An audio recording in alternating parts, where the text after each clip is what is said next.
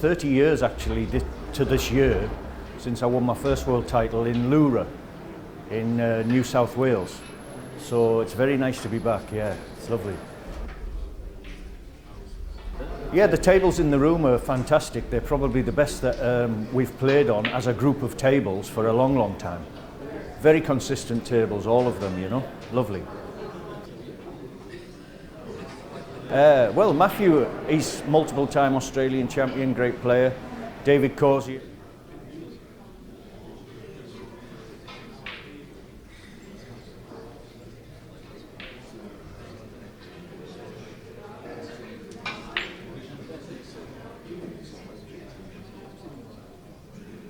It's good.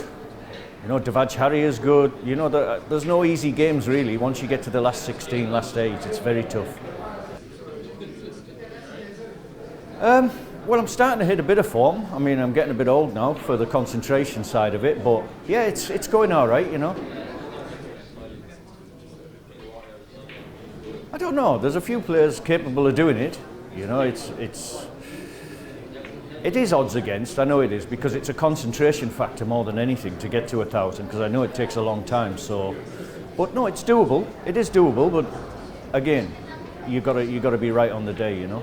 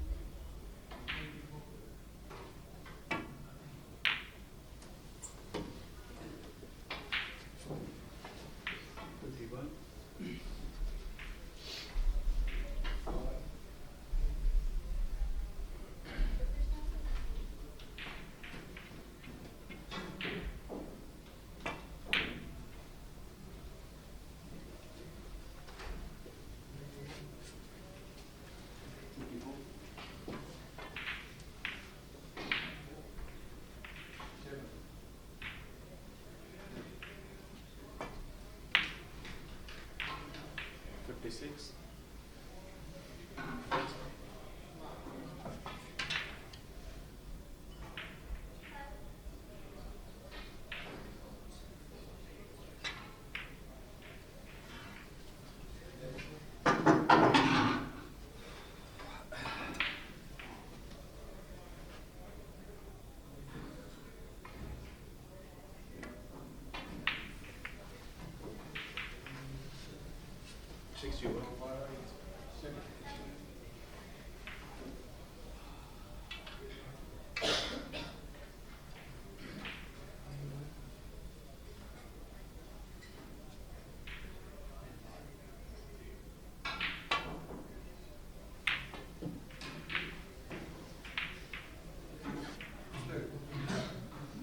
Sixty-four.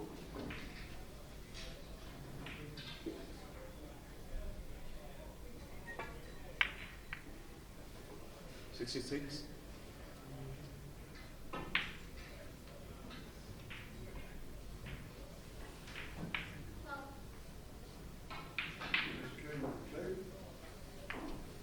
68.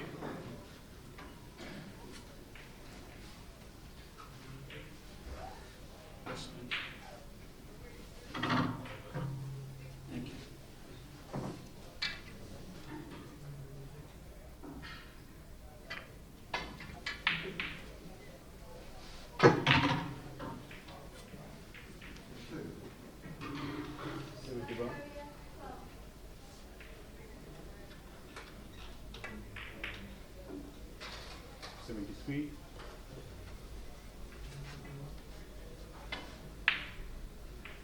76.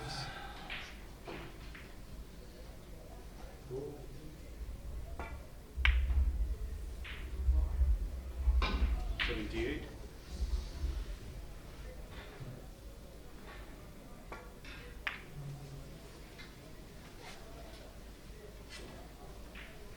81. Walk and bowling at 80.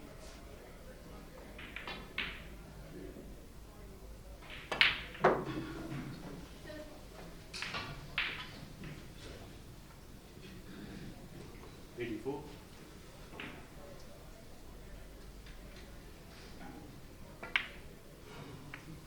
86.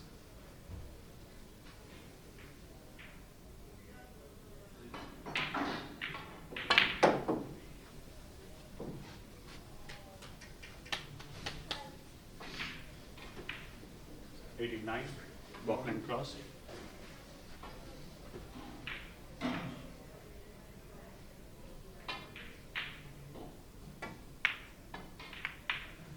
91.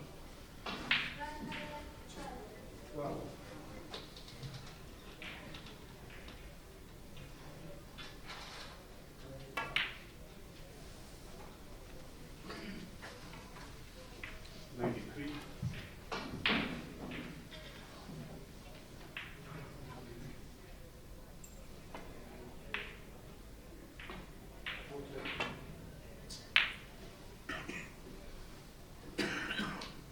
96.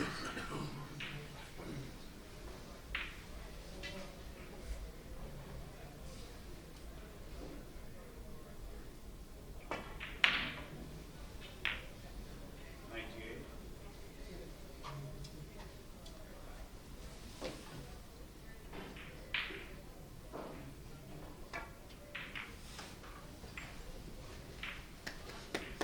101.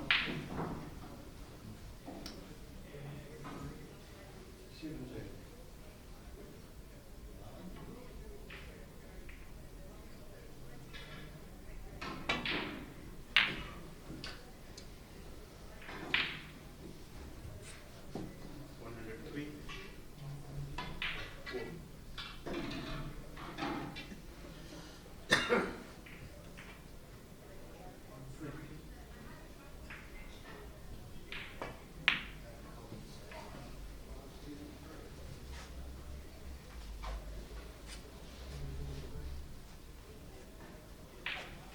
7.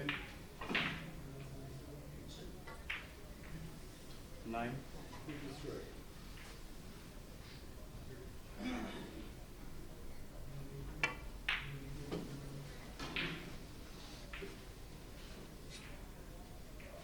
12.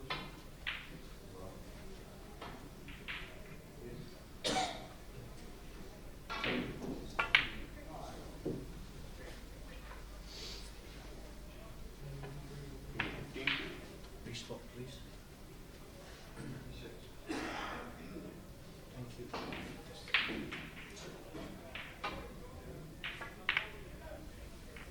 17.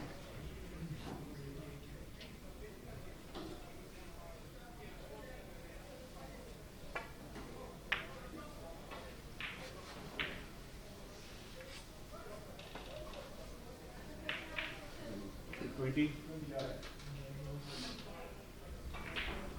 22.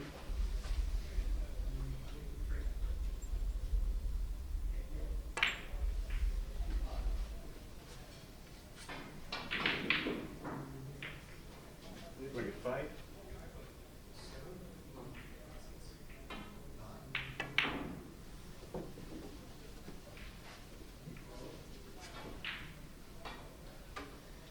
28.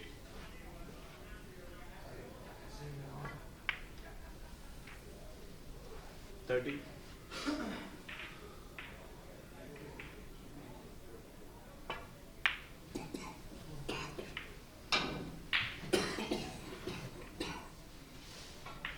33.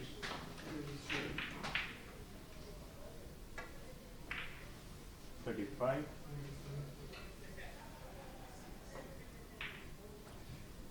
36.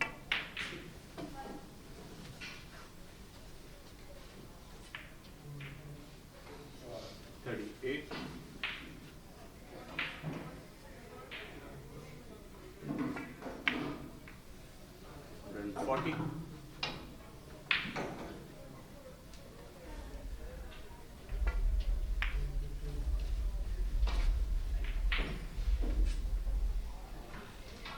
43.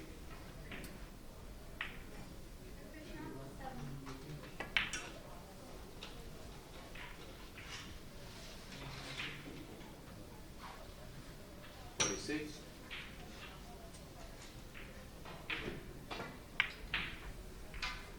48.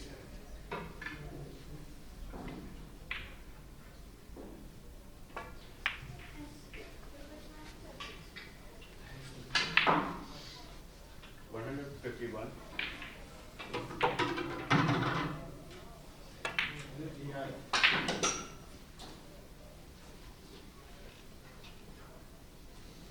54.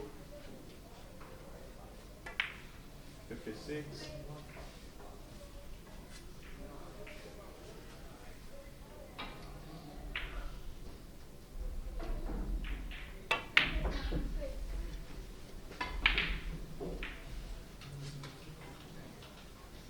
59.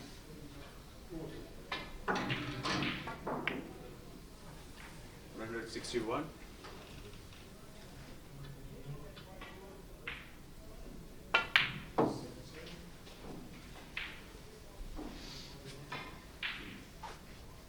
64.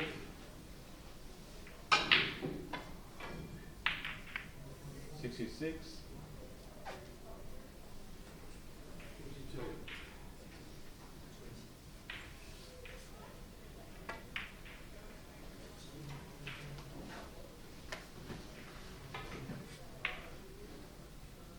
69.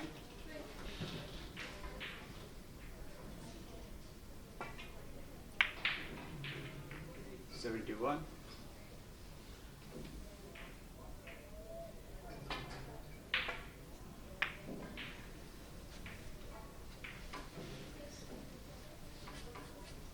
74.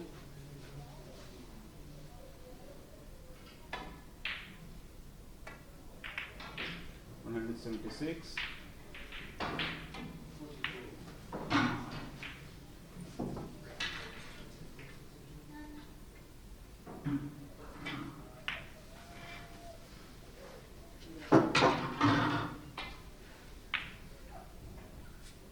79.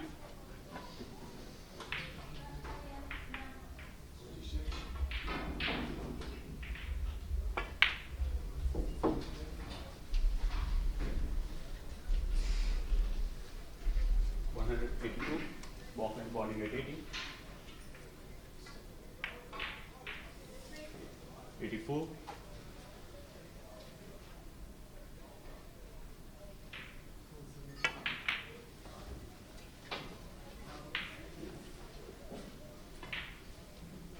87.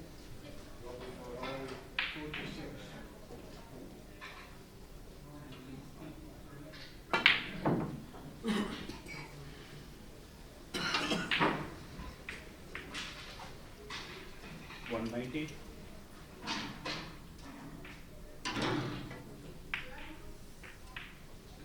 192.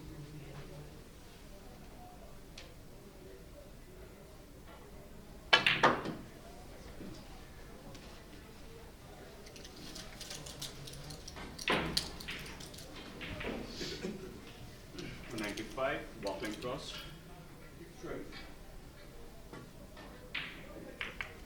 97.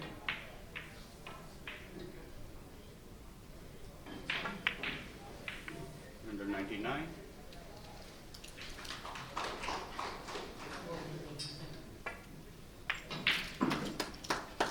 200. 202.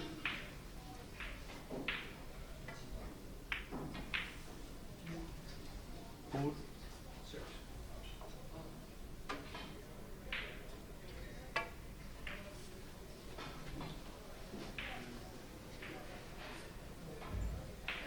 7. 9. 10.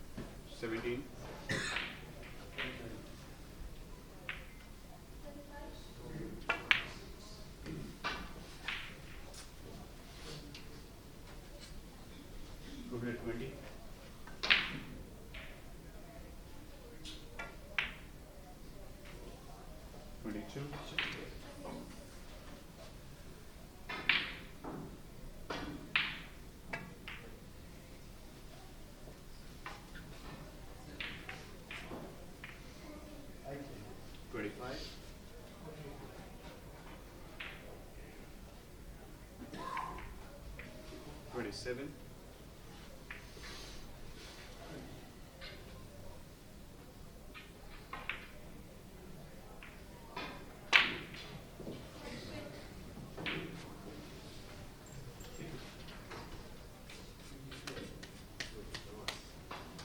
230.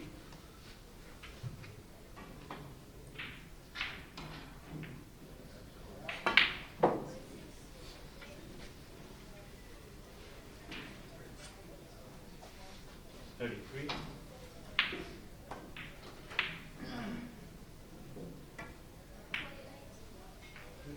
35.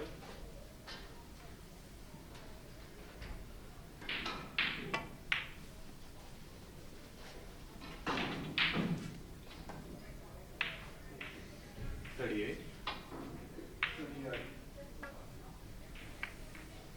240.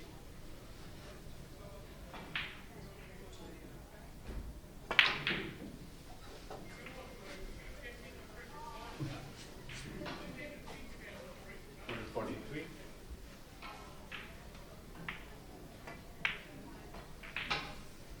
45.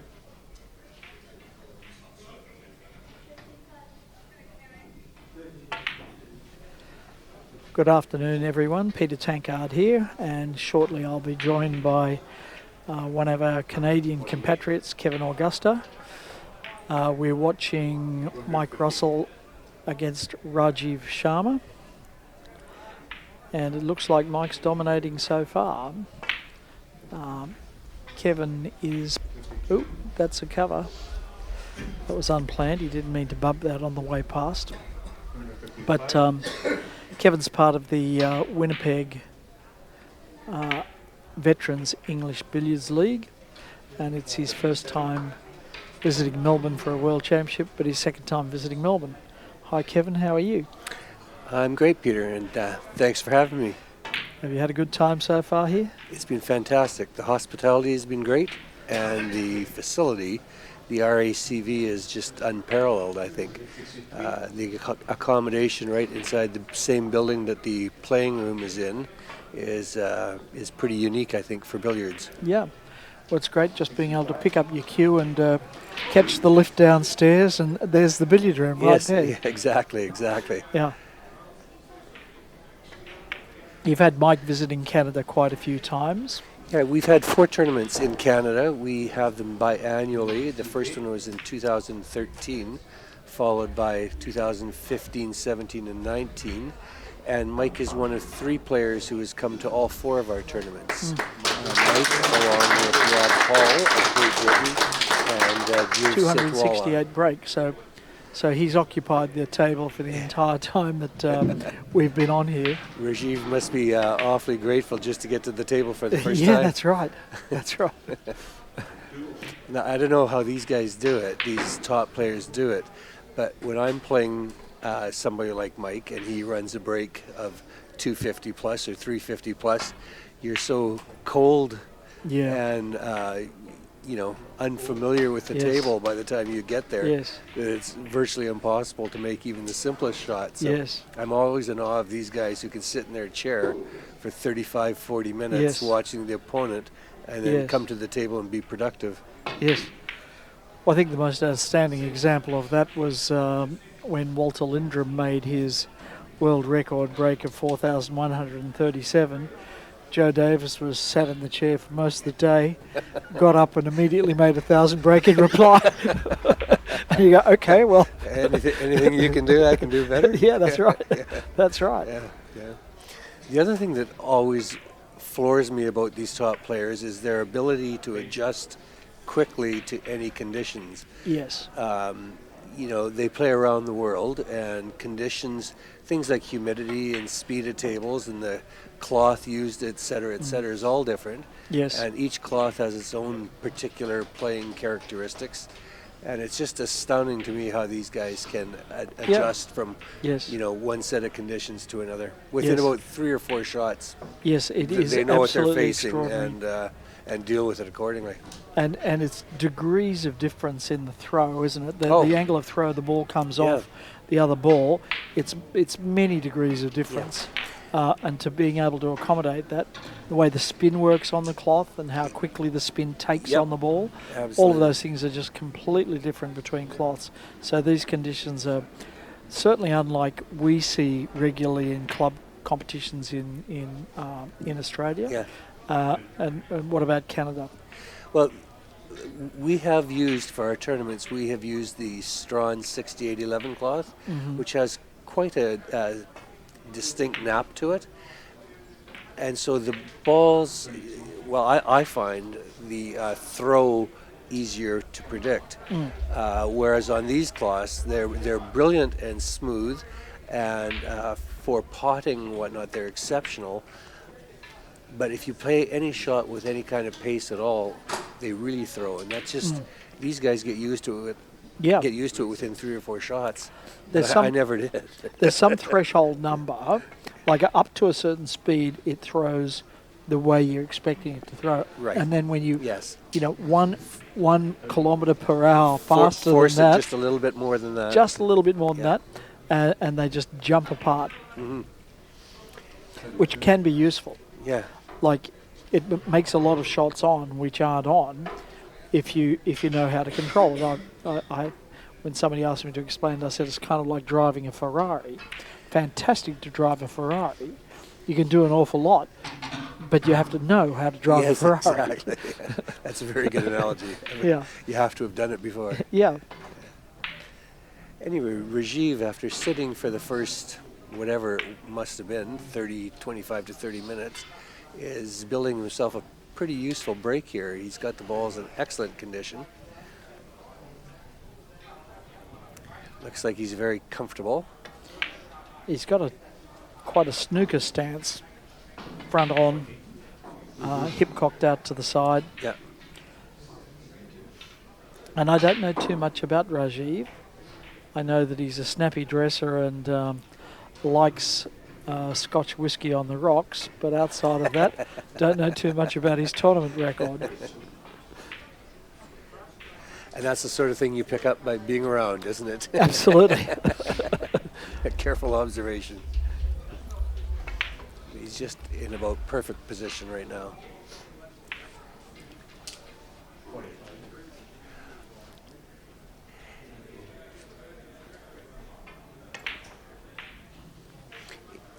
I always find such a contrast to the way these top players play compared to the way we lower echelon club players play.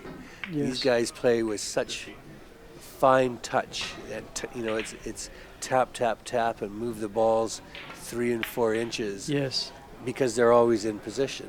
Yes. Whereas us club players, we always overhit every Yes. shot by a foot or so. Yes. So we're always out of Yes, position. yes. So it's always necessary to sort of hammer the ball all the Yeah. time. Got a I think cover we there. may have a cover here. Little yeah. masse. A little masse shot.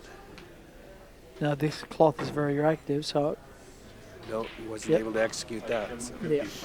So it breaks down over a matter of about an inch. Yes. It rattles up a quick 55 to let Mike know that he's still here. However, if Mike can put together another century or century plus, So what's the It's- biggest break he's knocked in Winnipeg? oh, that's a very good question, but it's in the 400 plus range. I was, this past year, May of 2019, I was refereeing for Devaj Huria, who Yes. knocked in a 585 as Yeah. I was refereeing. Now, you're only Should get paid extra for that, shouldn't he? you're only adding by 2s and 3s, and you would think Yeah. it would be relatively easy. Yes. But it's amazing how when you get up there, into 4 and 500, how difficult it becomes. Yes, yes. How much you have to concentrate just to add. And then +3. a five shot turns into being chaos. Yeah. Oh my God, how do I add 5? Yeah. Shake of the head from Mike. Now, if he can recover them into top of the table position.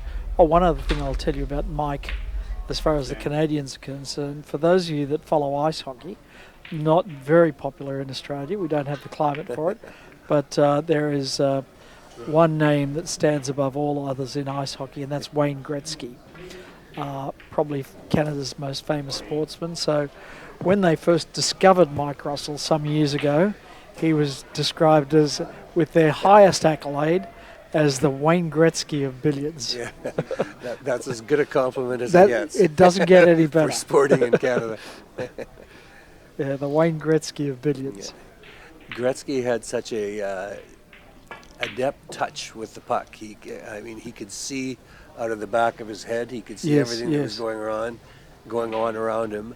And Russell just seems to be the same way. He's hyper aware. And look at the spin that he puts on that ball in the space of about 6 inches. I mean, he absolutely can screw that ball right into the cloth. Yes. And move it about 4 inches. It's incredible. I've tried. Sometimes in practice, I'll try to see if I can get that much spin. That much with juice, a little slow. Yeah, and it is just extremely hard. Yep. I think Mike Russell gets more sight on the ball than any human I've ever seen. Absolutely, by a mile. Yep.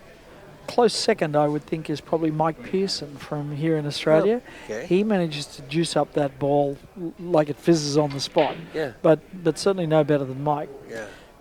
Now, if Mike gets them tight at top, and if he makes this pot, he will have them tight at top, then this is pretty much perfect. And I'm going to make 2 observations about the way that Mike plays, shared with me by Robbie Foldvara. You can see that the white is slightly offset behind the red there, just off to one side. Floating white, yes. Floating white. Mike is moving it up and down a line. That wasn't an ideal shot. He's lost it already. He's having to play in off. Yeah, he won't be very happy with that. He won't be happy with that at all. He'll try and recover it with, looks like another in off and then a red pot to get it back down there. But that position of the white in Mike's ideal world should be moving up and down in a vertical line behind the spot. And this is a method that was documented, perhaps not invented, but documented for the first time by Murdo Donoghue, an Australian coach. And he called those lines the Lindrum lines, the line the white is moving up and down upon. And when he coached Robbie Foldvara to win his first of 3 World Billiards titles, Robbie was said to move the ball up and down a 5.5-inch Lindrum line. And Robbie says that the innovation that Mike Russell had was that he could do the same thing in half the distance, in less than 3 inches. So that means that Mike was tapping so lightly on the ball on the way down and then recovering it so quickly off the cushion on the way back that he kept it in tight behind the white pretty much the whole time. What Mike does more than other players is he rescues that white before it gets too deep. Absolutely. Like he never lets it get more than, certainly never more than halfway between the black spot and the rail, and probably a third of the way between the black spot and the rail. Yes. And he's looking to bump it from behind to get it closer. He likes it ideally within about an inch of the black spot. Yes, yes. And I watched him via the magic of YouTube. I watched in him Qatar? play a match, in Qatar. Against Pankaj Advani? And for about 450 points, that cue ball never moved more than an inch. It was extraordinary, wasn't it? And we'd commend that one to you. I didn't know that Kevin had seen someone, but I would certainly commend that one to you as perfect, or as far as it's perfect to be. Top of the table from Mike Russell. He was really at his peak at that time. And that's a bad miss. What Kevin said is absolutely right, that ball hardly moved behind the spot. And if you actually counted, and I'm tragic enough to have counted, the number, there were actually twice as many... Billiards players are not known for having a life, really. No, that's right, no life at all. But there were actually twice as many recovery cannons coming from behind as there were direct cannons coming from above. Really? Okay. So, and you go, well, that's extraordinary that he would be continually knocking it back up towards the spot. And at his best, he could pick which side of the white to hit, having come off the rail, to actually nudge it back towards the centre line. Extraordinary stuff. Unfortunately, I don't know this to be personally true, but I'm told that where Mike is living now in Sri Lanka with his wife and her family, that there are no practice facilities available to him. So he gets in very little practice between international events. Yes. And it as great as as Mike is, I think it's starting to show a little bit in. I agree. In perhaps not the degree of consistency that he used to show. No. He used to just be unbelievably consistent. Yes, You could yes. count on him for 500 and 600 breaks Yes. without breaking down. Yes. And I think the other thing, as that's happened, players don't fear him the way that they used to fear him. He unquestionably has the best record since the Second World War. 12 of these titles and 7 IBSF world titles, making a total of 19. Nobody comes close in terms of billiards titles. He has been the dominant player since the Second World War. But there's a little bit of a... And when players used to meet him, you know, if they were on his side of the draw, they were in fear. But he's lost that cachet, I think, in the last 4 or 5 years. Yeah, sort of like Jack Nicklaus used to be. Yes. he Tiger knew Woods. his opponent couldn't beat him, and his opponent knew that Yeah, the opponent couldn't beat him. And they were agreed on that. They were agreed on that point. Yes.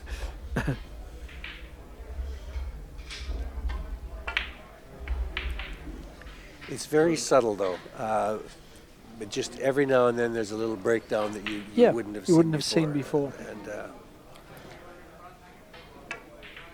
but having said that, what I find shocking is the relatively few breakdowns there are. I know. Right? Like if I didn't practice for, I don't know, 2 or 3 months, then showed up at an event and tried to play, it would just be well, not very productive. Let's just Now put that's it a that way. trademark Mike shot where he's just grazed across the top of the ball. So two little cannons. Nursery cannons here. Yeah, 2 cannons coming back, pot red next.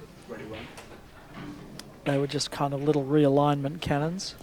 He showed me an exercise that he used to do as a kid that his coach in Middlesbrough had him do. And they would put one ball on the top cushion, a few inches from one of the pockets, and it would be frozen to the rail. And then the second ball, he'd place about 6 inches away from it, and then there would be 3 little dots behind the cue ball, probably 3 inches apart. And the exercise would be to double kiss off that ball that was frozen on the rail and hit it with enough pace to come back to any one of those 3 dots. Really? And the coach would say, for example, number 1, and the drill was to get it to the first dot. Yes. Number 3 would be to hit it hard enough to double kiss it, bounce that third spot. Wow. And he said every practice started with 10 minutes of that, just to warm up the cueing hand and just to get it flowing freely and to develop touch. And that's one of the ways that he has developed that superb touch that he has. Well, that is in fact the second chapter of Walter Lindrum's book, which is entitled "In which a Secret is Revealed," and that is that tap tap tap shot. Oh, really? And he said, "This is what I practiced time and time and time again to develop nursery cannon touch." So how interesting that somebody, because I think that was a Walter innovation. Probably was. But and it's not surprising because Mike's coach at that time, I think, if I'm not mistaken, was Jack Carnham. And Jack, isn't there a direct line of descendancy in coaches? Jack's from the other school, so I think I explained this earlier.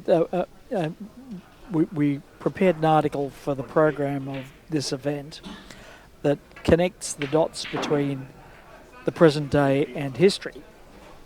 And in this very tournament, at this very place, we have both Mike Russell and Matthew Bolton.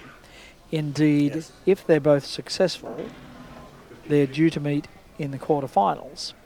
And if they do meet, that will be just the latest chapter in a battle that's been going on since the 17th of September 1865. Because Mike Russell is from a line of descent that starts with John Roberts Sr., who coached John Roberts Jr., who coached Tom Newman, who coached Jack Carnham, who coached Mike Russell. Right. And on the Lindrum line, it was Friedrich von Lindrum, or later Frederick Lindrum. And then Frederick Lindrum, his son, and then Walter Lindrum, And then Walter Lindrum coached Bob Marshall, who coached Matthew Bolton. Yes. Now, all along the line there, for all of those 150 years, guys of each generation have done battle with each other. Yeah. Marshall fought Carnham, Russell fights Bolton, Lindrum fights Roberts. It's just gone The on and on Aussies and on. the Brits. Well, not always Aussie. Well, yes, it has been Aussies and Brits, but Mike and Matthew are yet to nominate their successors. so let's hope it doesn't stop Will here. the line be broken? Will the line be broken? I think Mike's most ardent student at the moment is in fact Malaysian Adwin Tay. So we don't mind if it goes overseas. But having said that, there are a lot of players who do their very best to copy Mike. That's true. At all times. That's true. When we've had our tournaments over in Canada, we generally get Mike and Rob Hall to stay an extra day or two, and they give the guys in our league a day of lessons. Yes. You sort of, what would you say, hire them for an hour at a time. Yeah. And it's very beneficial, very helpful to us. Well, We had a conversation after, I think it was our 2017 event, and we were speaking with Drew Sitwalla, one of the guys who's been to all 4 of our events. And we were saying, Drew, what do you think? You've been here 3 times, you've watched us.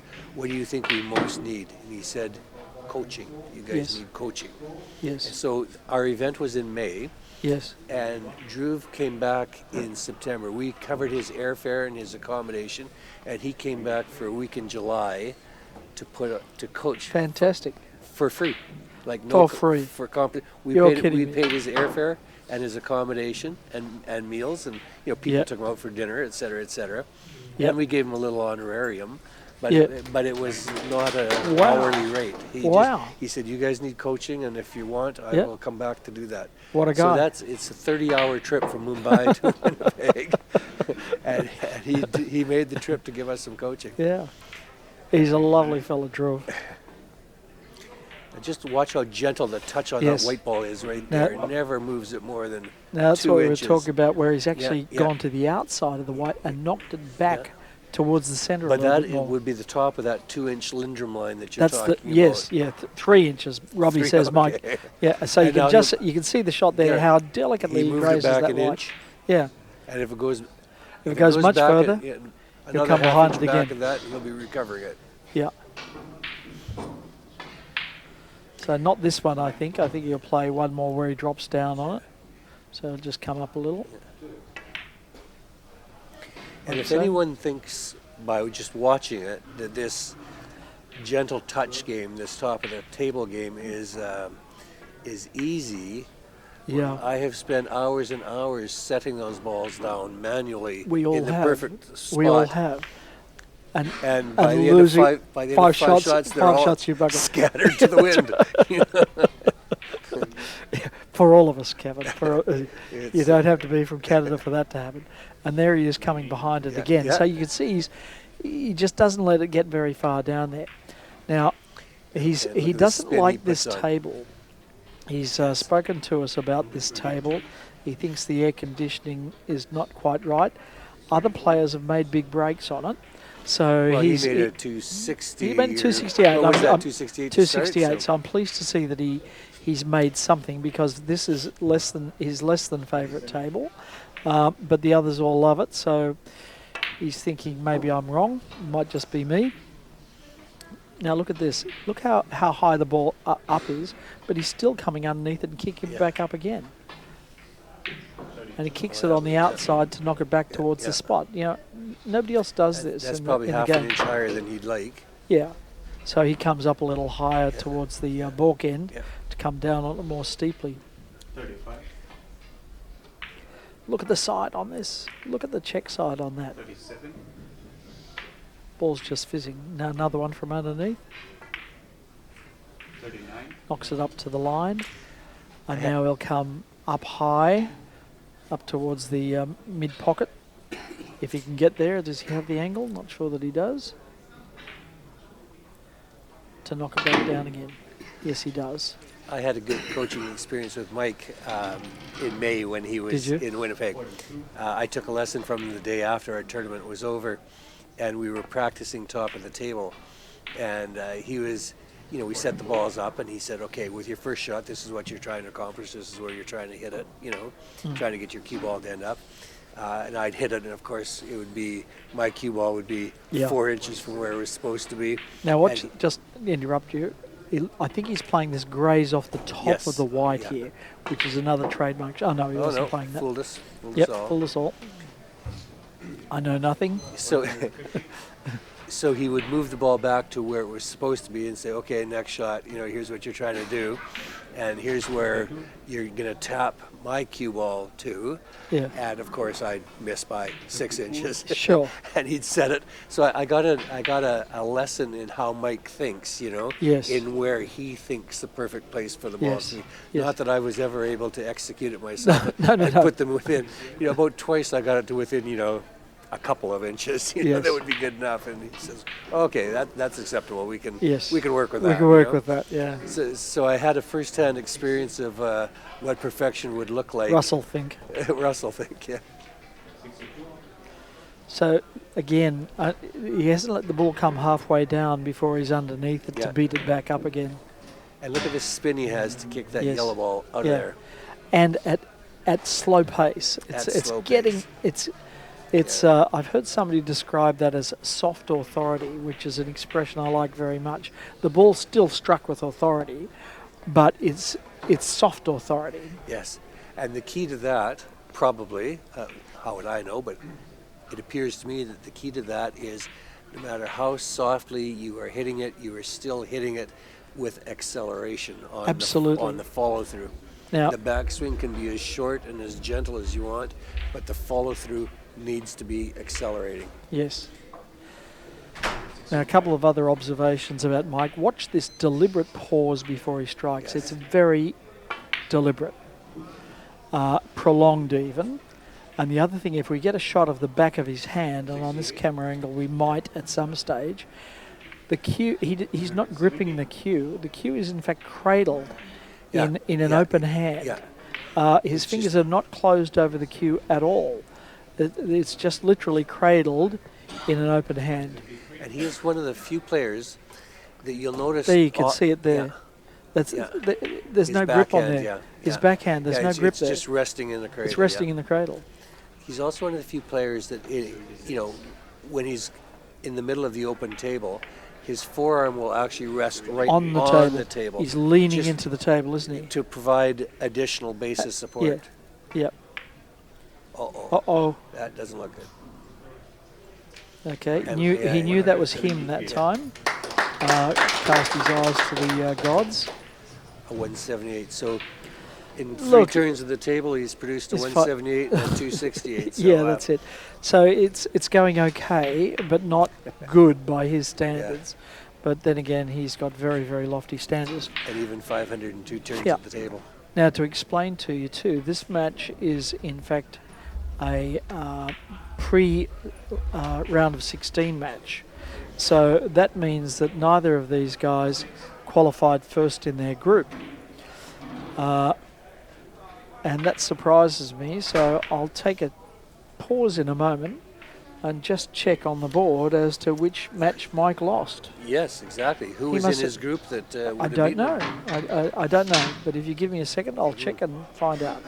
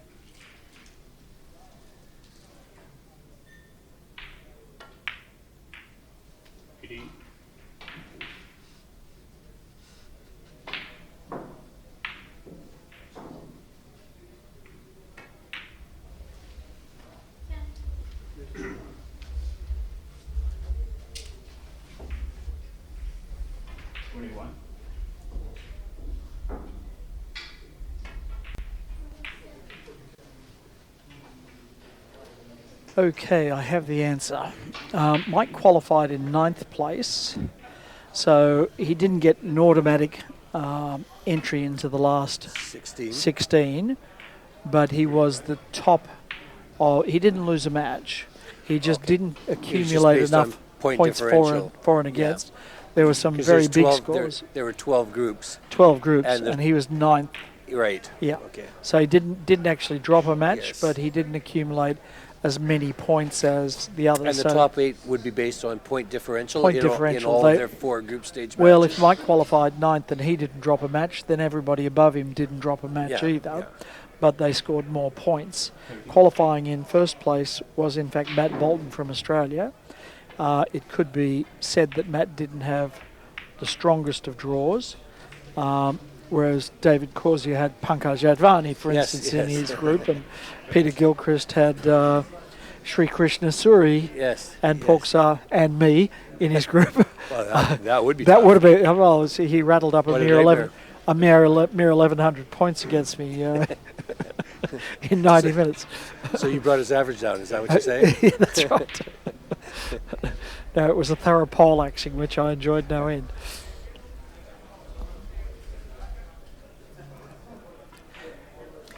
So this has been an interesting tournament for me in that, and there's a unexpected miss. Yeah. For the reason that I'm sure you've alluded to in the past, in that we have players from such a variety of countries, which we haven't had at the World Championships before. For example, the players from Malaysia and Myanmar Yes. haven't been to many of the Yes. World Championships in the past. And, Yes.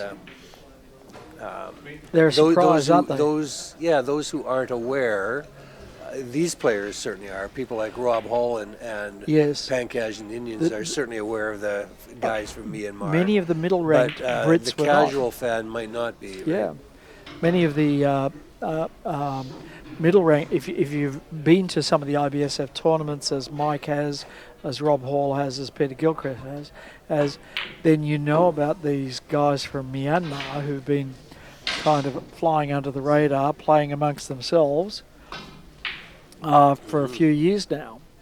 But most of the middle-ranked Brits haven't known too much about them.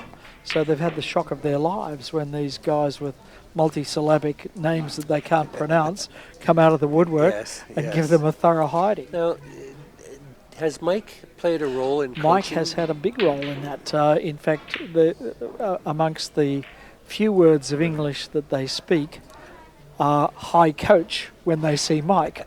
Hi coach, hi coach. That's about the extent of it. So coaching somebody, when you're unilingually English yourself, it must be challenging to coach somebody with no English. That's true. So they have an interpreter there, and so Mike will show and then tell, and then the interpreter will tell, and then Mike will show again. So it's all I can tell you is it seems to be working, Kevin. If you watch Nathway U, Chip Coco, Poksar, I have. I mean, it's just there's Poksar is slightly different than the others, but the two Nathway, for example, is just you can see in his technique. He's all Russell, he's isn't trying to be the carbon copy of. he's all Russell. Yes. Poksar is almost unique in his shot selection and his style of play. He's just bona fide genius. And if any viewers out there want to see what we're talking about with respect to Poksar, just Google Poksar, Pauk space SA Billiards, and watch him play. He has a unique billiard style. That is for sure. Yeah. And, he's got a unique lot of but shots effective. I've never seen. He's got a lot of shots that none of us have ever seen. Yeah. And it makes you wonder if his first game wasn't three cushion carom. Yeah, made me think that too. I ended up playing him, and in an hour and a half, he didn't miss anything involving 2 or more cushions. Yeah. It was quite an education. As I say, cheapest coaching you can get. Pay your entry fee, get your coaching. Yes. Now watch this cue ball just Fizz. deciding he's able to get on this thing. Watch it dance off to our left there. Yeah. And it's effortless, isn't it? You know, They You just stroke it. never look like they're exerting themselves at all. Now we're graced at this tournament, as you'll find out later tomorrow, with the presence of Tammy Lindrum from the Lindrum family, who is going to present the ladies' trophy, which is this is the first time we've had the ladies' World Championship in Australia, and we thought it was tremendously fitting to invite Tammy along to Now, present the would trophy. she be a granddaughter? She is, in fact, there was a whole family of Lindrums. So Walter had a nephew, Horace, who was a champion in his own right, a 1,000 break billiards player, and the 1952 world snooker champion. So Tammy is Horace's daughter, and a lovely lady who is also contributing to the development of the sport in Australia in a way that'll be announced tomorrow. So that's very exciting for Okay, all well, of us. we'll look forward to that. And Kevin, you and I are going to the Lindrum house tomorrow. Yeah, that's very exciting. I know that's very really exciting. If you're a billiards wonk, that's sort of on your bucket list somewhere. Yeah. Had you heard about that in Canada? No, No. not until I got here. Yeah, okay. Yeah. Yeah, it's...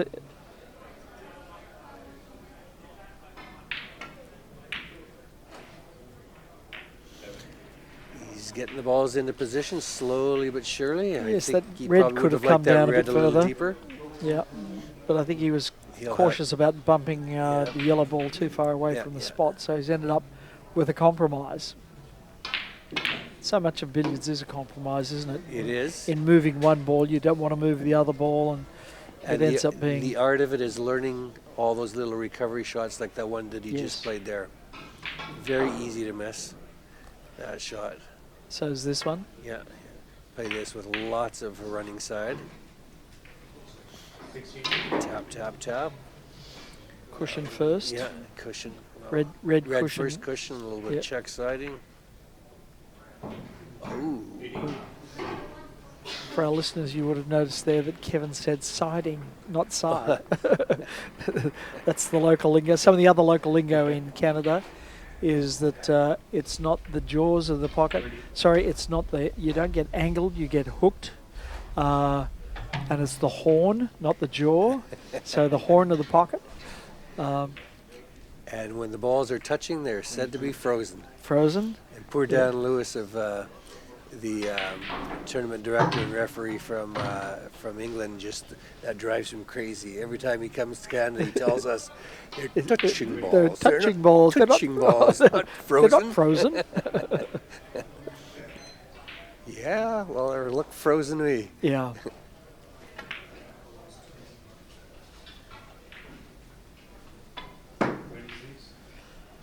So you can be hooked on the horn and you have to play siding to get out of there. That's exactly it. Now you're talking our lingo, Peter. You bet.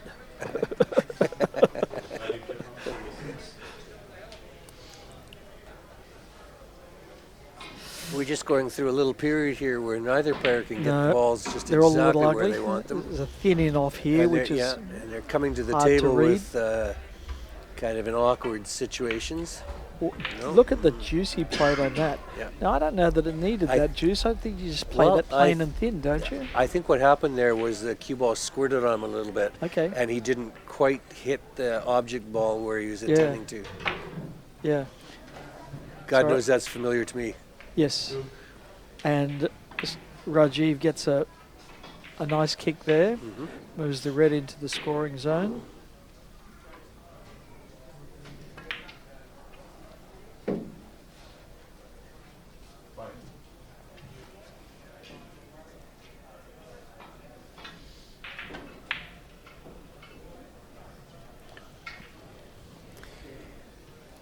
So Raajeev actually came through in 22nd position out of 24 amongst the qualifiers. So with 12 groups, that means he's come in second in a group, but towards the bottom end of being second. and Mike's come in, if you like, in the middle of the first place getters. He would normally have been expected to be above that, I think. Still a long way from his best. Others who qualified, for the Australians listening, you'll be interested to know that Josh Burns didn't lose a match and came through number one in his group. Robbie Foldavari surprisingly did not lose a match coming out of retirement, not having picked up a billiards cue in a long time. Did not lose a match and qualified first in his group. But that's interesting, that concept of retiring.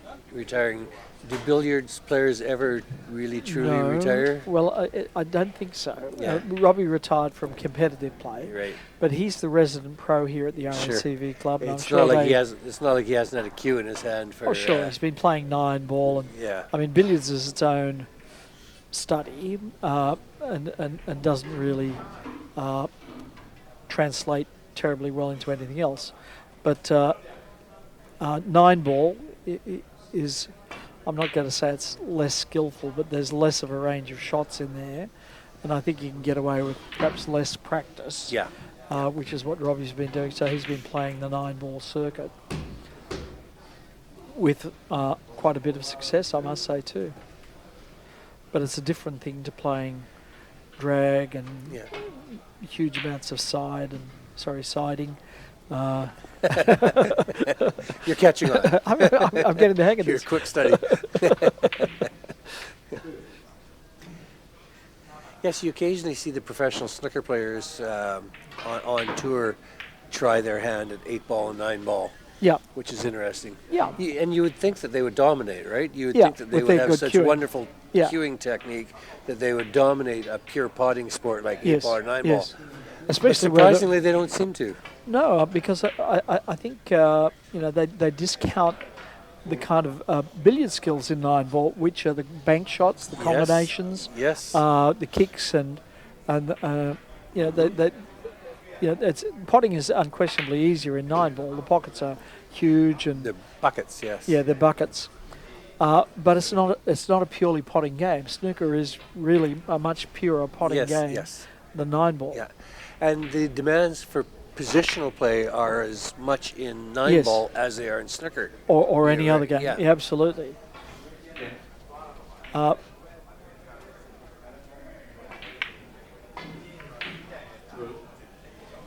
mean, That's gathering. That's really gathering. Some nursery cannons here.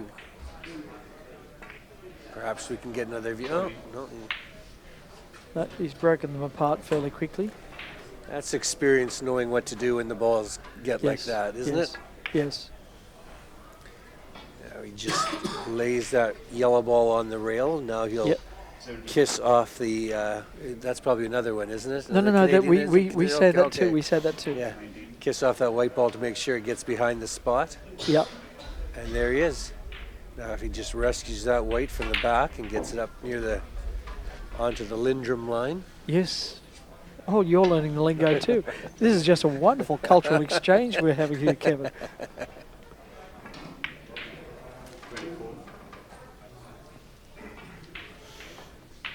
This table that they're playing on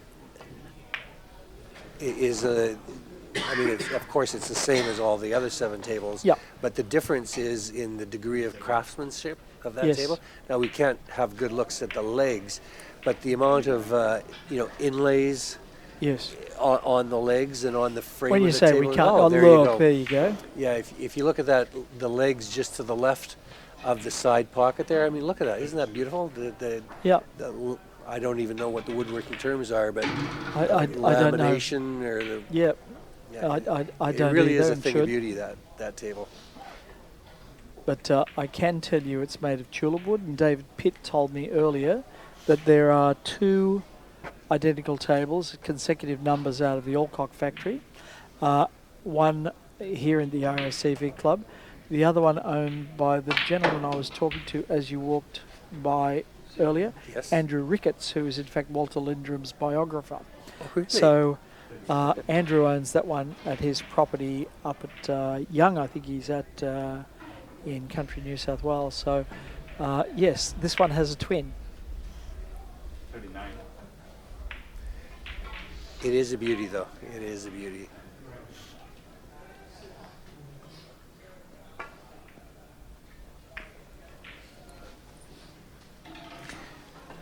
It's a slow pot. Yeah. Lots of drag on the Yeah. cue ball just to Now stop this it one right will be there. juiced up as well. See the way he Hit- turned the yeah. side off that? So Yeah, he's to got make up sure high. he hits the Yeah. red on the right side. Yeah.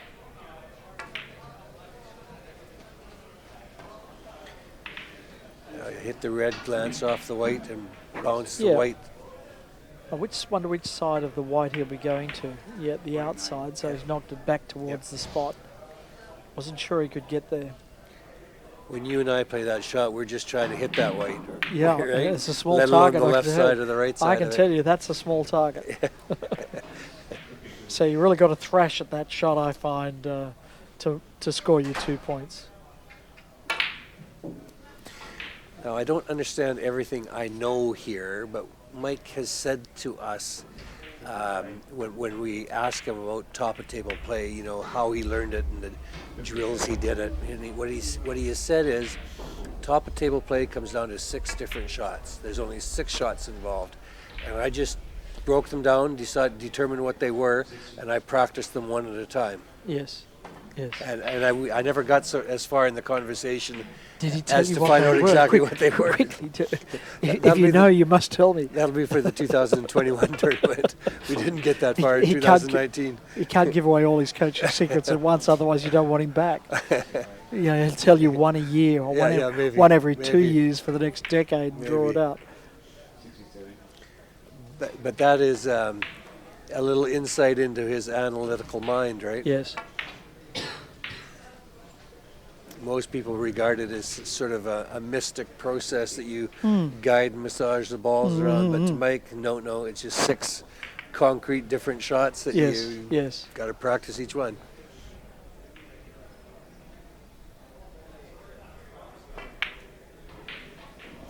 Now we're waxing on about Mike Russell here, only because he's being featured at this table. Sure. But there's other people here who are extremely fluent at the top of the table. I mean, Unbelievable. Mike, Peter Gilchrist is absolutely joy to watch. Yes. As is Pankaj Advani. Yes. And Devaj Haria is just, the way he is so gentle with those balls is, for a big guy, it Yeah. is just unbelievable how gentle he is.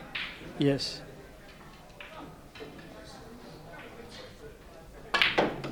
Here we go, around the table. And Dan's just figured out that that's a balk line crossing. Yeah. He's at 85, so he would have been called for. Yeah. So as soon as he saw that shot, our producer flicked onto the score, knowing that it was a balk line crossing. That particular balk line crossing is really trademark Russell. Not sure if he invented it, but he certainly perfected it. It's one Yes. of many shots that, if he didn't invent it, he perfected it. And after 5 rails, that yellow ball probably is within about 6 square inches. Yes, yes. Or within a square, about 6 inches by 6 inches. He was know? part of his issue with this table previously was that it was sliding a bit too much, and his ball on that recovery shot, which he regards as bread and butter standard, didn't come off to the exact position that he wanted, and when he was demonstrating what he felt might have been something that could be corrected on the table, he said, "Look, I missed it by 2 inches, having travelled 30 feet, 30 off 5 feet, rails. off 5 rails. It's Yeah. come up 2 inches wrong in the place that he's meant to be, Yeah. and that was meant to be proof positive that there was a fault with the table." Oh, okay. Yeah, sure, I'm convinced. Yeah. But there are different techniques. Yeah. The guys who are telling me, guys like Rob Hall, I was talking to a group of them the other day, and they were talking about that shot, the balk line crossing shot, and they were saying how Pankaj Advani, being a snooker player, a former professional snooker player, he often has a different approach to it. He'll pot the red twice off its spot, and on the Then be second short, one, yeah. he'll push his cue ball towards the center, but leave it on top of center, Yes. and then he'll just simply cut the red into the side and push his cue ball Yes. in and out of balk. And they sort of Krishna refer to that. Suri plays the same shot. They refer to that as a snooker player's balk line crossing. You know. Yeah. But Of course, having in watched doing that- having watched Pankaj do it, Yeah. it's equally as effective. You know. In crossing the balk line, yes, but Yes. perhaps not at holding them at top. I mean, Mike's technique is designed to both cross the balk line and get him back to the original position.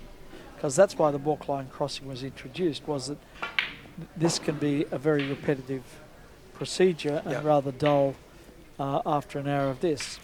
So you saw Mike just screwed back ever so slightly there and actually created a different angle by being very close to the ball. Instead of screwing back a foot and leaving it too straight, he screwed back an inch and therefore created almost a half ball angle to the white.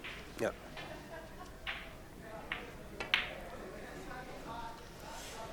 Up high again. Now, let's hope we I'll get bet to that see... white ball doesn't move more than half an inch in this shot. No, that's right. Yeah, less. Less. At his best, he can play that cannon and literally not move the white ball. I've seen him graze off that white with running sides, so the balls effectively gear off each other and the white doesn't move. His ball travels around the opponent's ball. That just blows my mind when I see him play that shot. And the confidence to be aiming to virtually miss the second ball, right? Yes. The confidence when knowing that you you're can not make it easily, you know you can easily make the shot, but he's confident enough to graze it, not move it. Yeah. 45.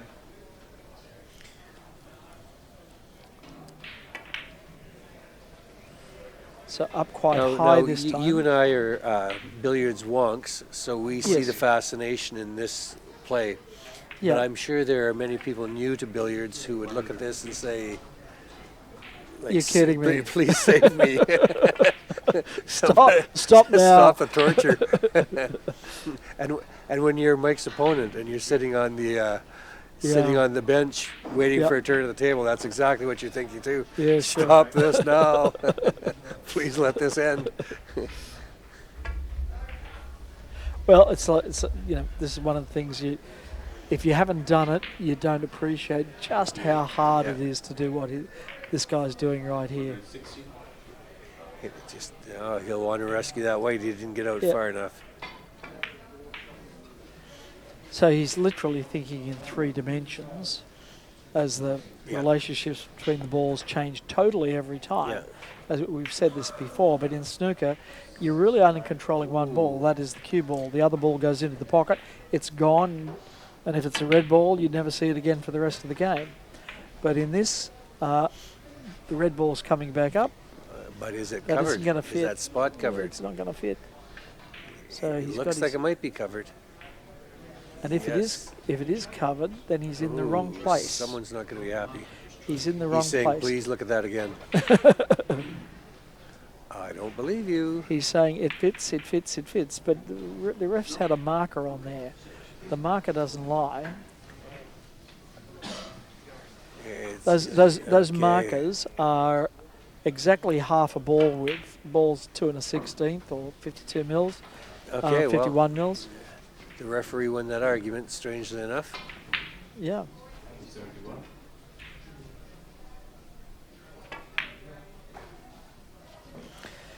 Now he has it where he wants it. He was looking for that little stun pot because now he can drop down after this one. He's going to sit high on here and he's got the angle to move that white ball, half ball and regather them in a kind of a drop cannon. It's a regathering shot. Or he can just leave the red over the bag. So now he's cleared the spot. 179.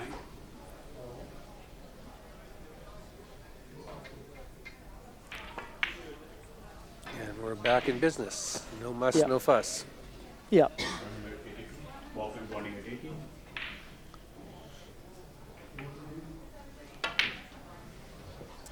The strain on Raajeev sitting there watching this.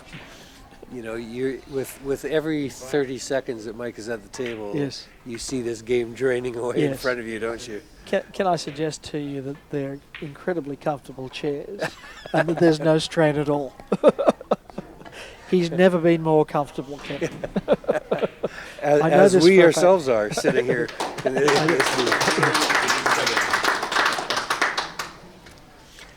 That must be a wonderful sponsor that would provide those chairs. Somebody very generous, I dare say. Speaking of which, can I buy you another wine? Of course you can. Okay. I'll be back in a moment.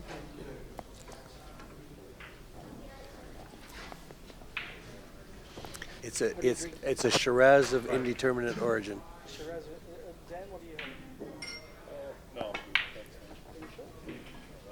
Soft drink? Okay.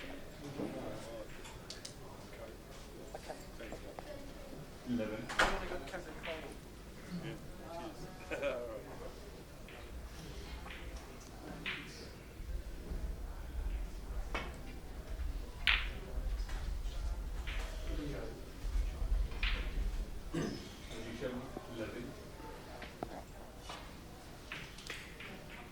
So after watching the guy play for half an hour, you come to the table and all you've got is a safety shot to make.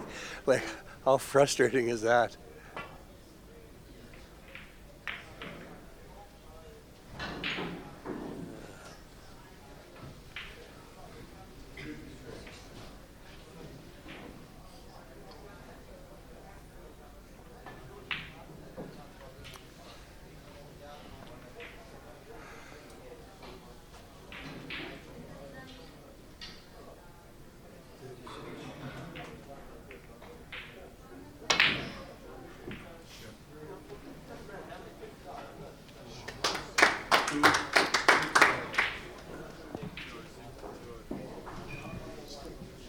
.206 to two, really? He's playing one of those, not Malaysia, Myanmar. Now that is a tight game.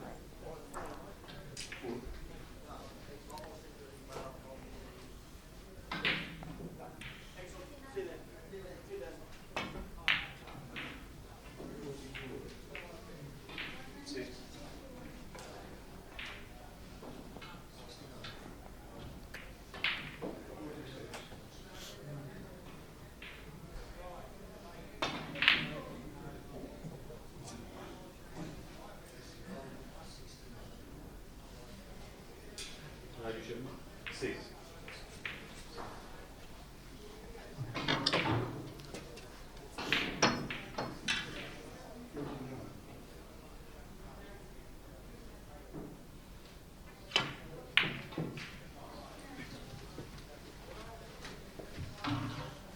Three.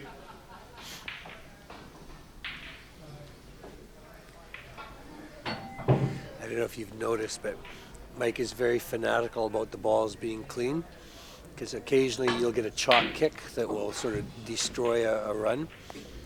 And so he's always asking the referees to clean the ball. He's asking to see the red, you know, when the red's spotted and the referee takes it out of the pocket to set up, he'll often say, "Let me see the red." And he's just checking for any marks on it. And then you see him shining it like an apple on his vest. Oh, that's a bad miss. And that's what we said, lack of practice. Like, at his best, there's no chance in the world he would ever miss that cannon.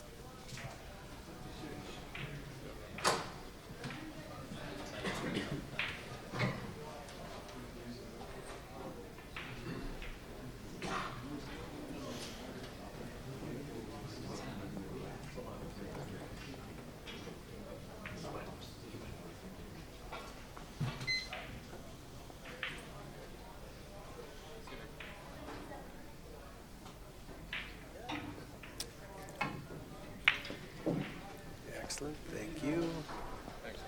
Three.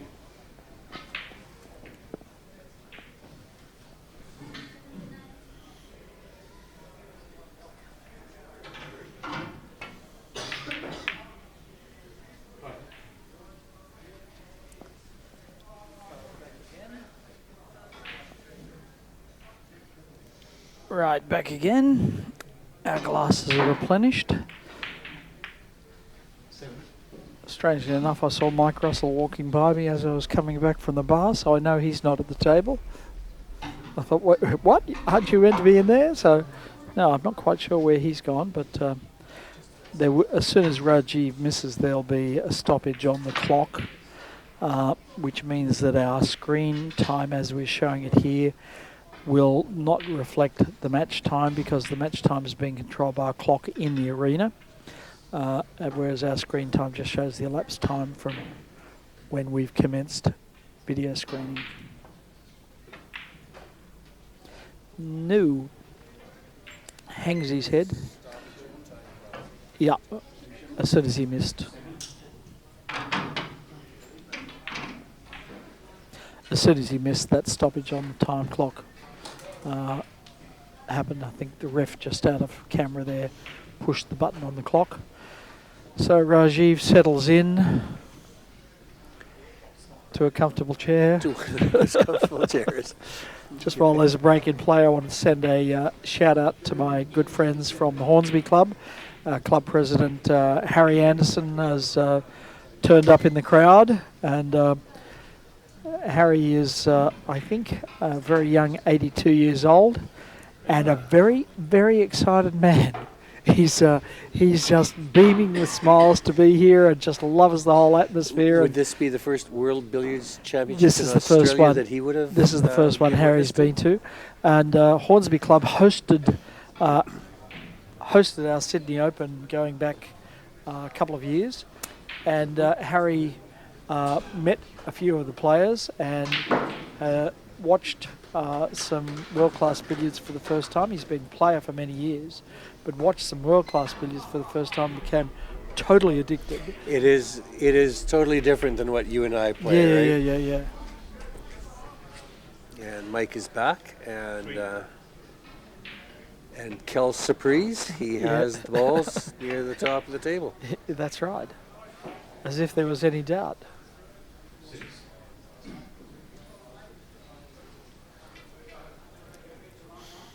Perhaps tiring of top of table play, he's going to get involved in a little bit of open billiards. Yep. Although quite likely only as long as it takes to get them Yes. back in a perfect Well, position. you'll notice that white ball's already gone into drop cannon position. Yes. Now the red goes down towards To- the spot. To the top of the table, yeah. Another little game you can play if you find our coverage boring and repetitive is to count how many shots it takes to get to top when the player comes to the table. That's often a mark of the quality of the player. Top of the table play is difficult, but getting them to top is equally difficult. Yes, it is. Nice little He cannon made there. that? He made that, didn't No, he? he made the cannon, Wow. yes. Yes. Thought he'd missed. We've, in Winnipeg, when players like Rob Hall and Mike come, we've had lengthy conversations with them about top of the table and how you get there. And what I found striking, what they both say is you have to always be thinking of it. Yes. Now that sort of goes without saying, right? Yes. But their point is you have to, every shot, be focused and saying to yourself, okay, how do I execute this shot to Yes. improve my chances of Yes. getting there quickly? Yes. You can't just be taking the obvious shot and Yes. playing it in the easiest way. Yes. Sometimes you have to Take a if there's, harder shot if there's for multiple positional ways advantage, of playing yeah. a shot, sometimes you have to take the hardest way to play it, Yeah. which will do you the most long-term, give you the best long-term advantage. There's obviously a trade-off, and the trade-off is that you need to get the most out of being at top of the table, you need to be a proficient top of the table player. Otherwise, it's not worth your while going to the top all the time. That's right. So that's part of your development, I think, as a billiards player, that you get to a point where the payback for taking on the riskier shot is worth it because you're proficient Yes. enough at top to be there. And that is the calculus, isn't it? Because Yeah. none of us are proficient when we start, and Yes. so you have many breakdowns along Yes. the way in trying to hone the Yes. technique. Yes. And so you have to decide, is it really Where's worth the it for me to break-even try? point? Yeah. Yeah, where's the Is it really break-even worth on it this? to try to hone this Yeah. technique? Well, we have Because quite I'm a few. certainly playing lousy as I'm trying. We have quite a few players in our local league in Sydney that say, "Oh, I'm not a top of the table player." Well, to me, that's kind of admitting defeat before you even start. It is. Because even if you never get to be like Mike, there is a huge advantage to being able to play drop cannons and get down there and score Yeah. perhaps 10 points before Yeah. you're forced to move away. Yeah. That's 10 easy points once you're Yeah. down there. Perhaps you can't score 100 or 200 or 300. Oh, no, Yeah. that's a miss. That's a miss. Or is it?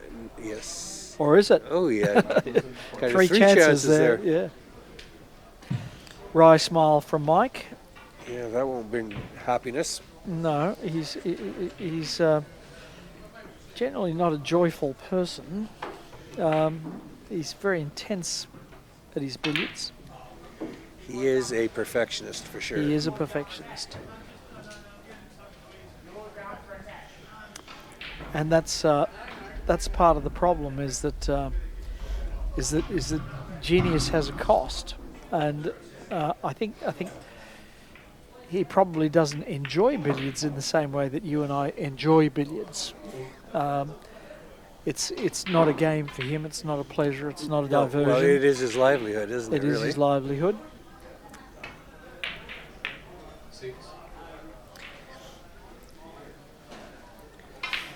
And as my cueing skills slip, I say, well, haha, I'm getting old, and haha, it happens to Yeah. everybody. And I'm sure that's more difficult for the professional sportsman Sure. who has made his living to admit that, haha, I'm getting older and, And who my doesn't skills have are plan slipping. B? Yeah, who doesn't have plan B? Yeah. Yeah. Just talk about that investment in learning top of the table. I know that you're a golfer, and I think the analogy is that you'll have a lot of friends who don't carry a wood in their bag. Yes. They'll say, no, I can't hit a wood. Yeah. Well, if you gave up trying, you're right, you'll never hit a wood. Yeah, isn't that the truth? Yeah. Again, that is a very good analogy.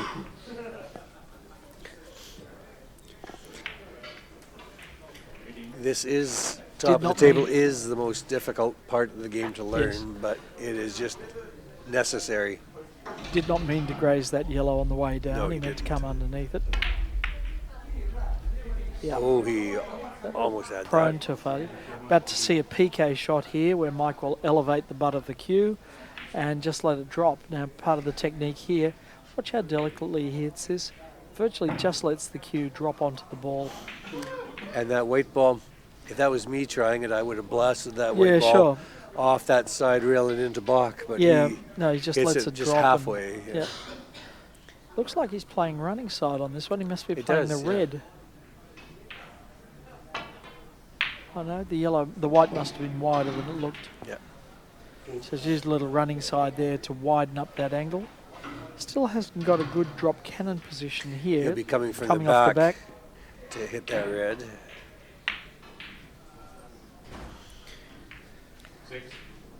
Which is a shot that gives me the heebie-jeebies, but he Sure. seems to be quite comfortable with it.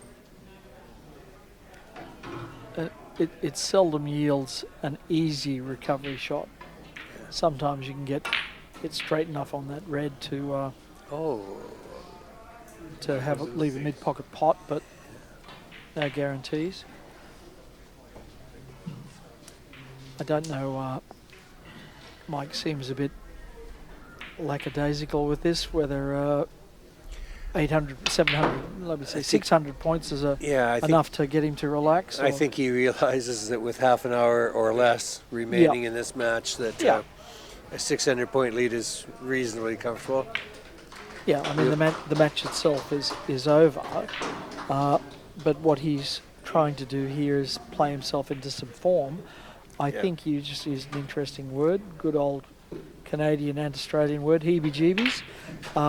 He's had the heebie-jeebies there's a a bit bad about miss. this table, and I think this will be good for him. He's made a double and a high single century. Because if he 178 does to- make it through to the final, this this will is where be it's the going to be table. played. This Yeah. is where the TV cameras are set up. And So it's that, very that good ain't to have a changing. chance to get comfortable. Yeah, that ain't changing. And if he's got an issue with it, he needs to address it now, not address it when he's Yeah. playing David Corsia or I- Pankaj Advani. I would think a 268 and Gilchrist. a 178 that would help ease any anxiety he might have felt about this table. Perhaps so. But who knows? I mean, Who knows? this is Who a knows with man Mike, that yes. knocks in 700 and 800 breaks. and has had a 2,000 break in practice, including a balk-line crossing every 100 points.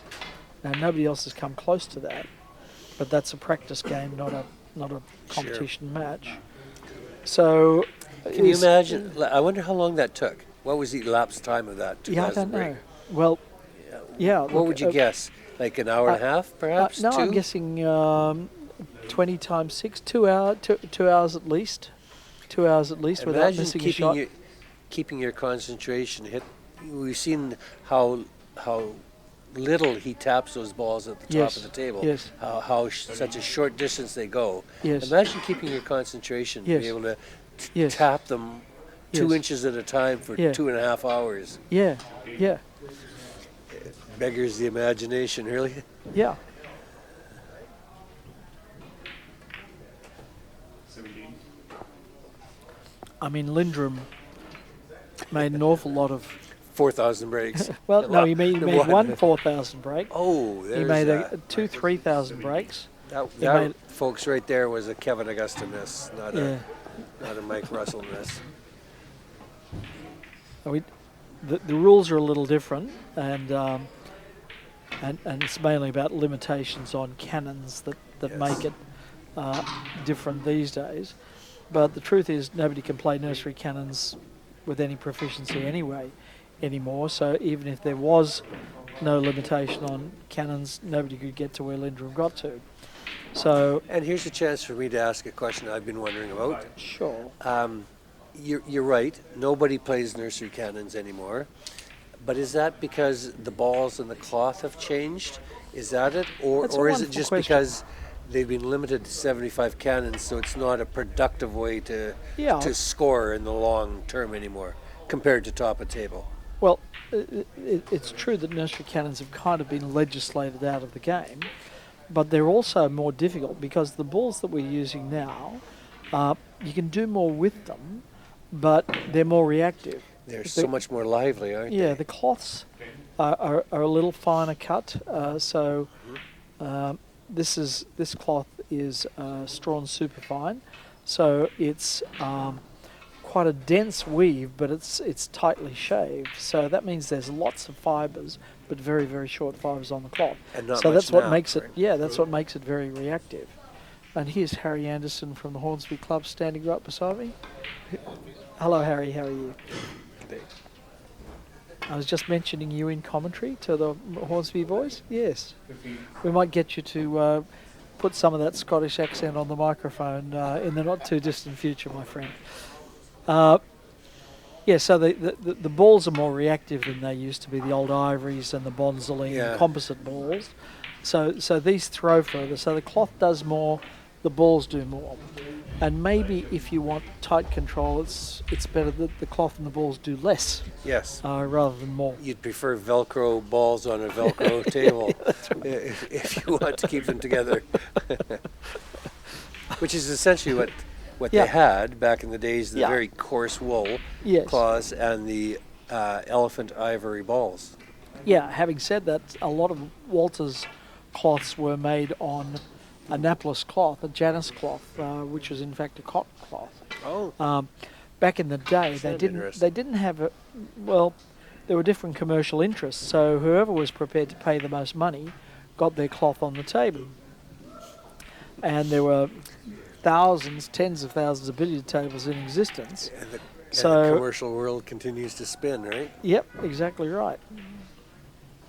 So it was worth your while if you could tell everybody that Walter Lindrum had made a 3,262 break on your Annapolis Janus cloth.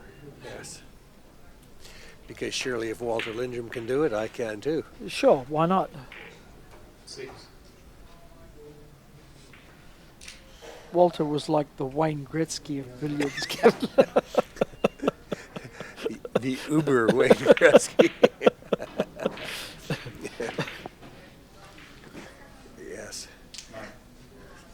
That may perhaps be the understatement of the commentary here.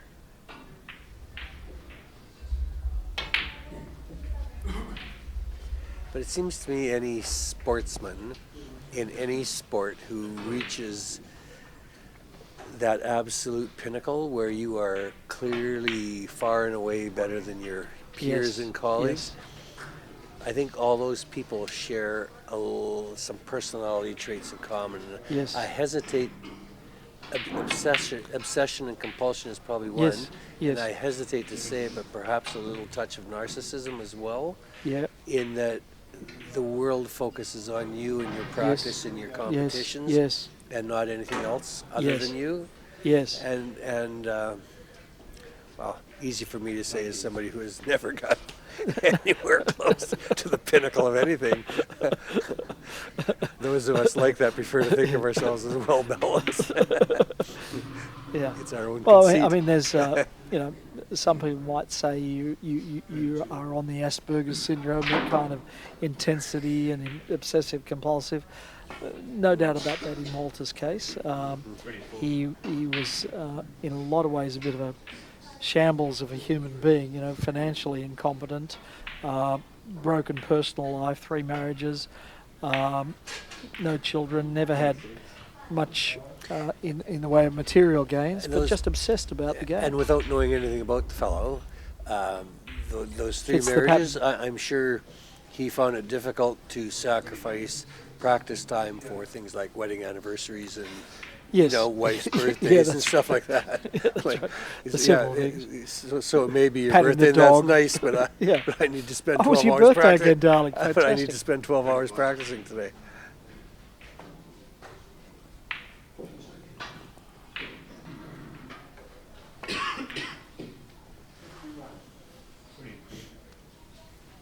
Was Gretzky like that, or was Gretzky a more complete human being? No, by all accounts, he was a more complete human being. Whereas today, kids at a young age focus on one particular sport. Yeah. It certainly is the case in Canada with hockey. Yeah. But Gretzky, It's a winter sport only, though, isn't it? Or do yeah, it plays it is. all year round? Oh, they play. There's camps all year round where, Yeah. because it's artificial ice. Of course, you can keep Yes, the ice in yes. arenas all year round. But by all accounts, We Gretzky, can't do that in Australia. You actually need water to make the ice, and we just don't have any of that. Actually, I visited Australia 3.5 years ago with my wife, and in Melbourne, there is a full-time hockey arena. Is there indeed? And Okay. teams playing. There's a league in Okay. Melbourne, ice hockey. We Okay. drove by it on our tour Oh, of cool. the city. Yeah, I was, have to admit, a little surprised to see it. Yeah. But yeah, no, Gretzky was one of those guys who liked to hang up the skates during the summer and get out the baseball glove, Really? which would be sort of the Really? nearest parallel to Yeah. baseball would be cricket, I Yep. suppose.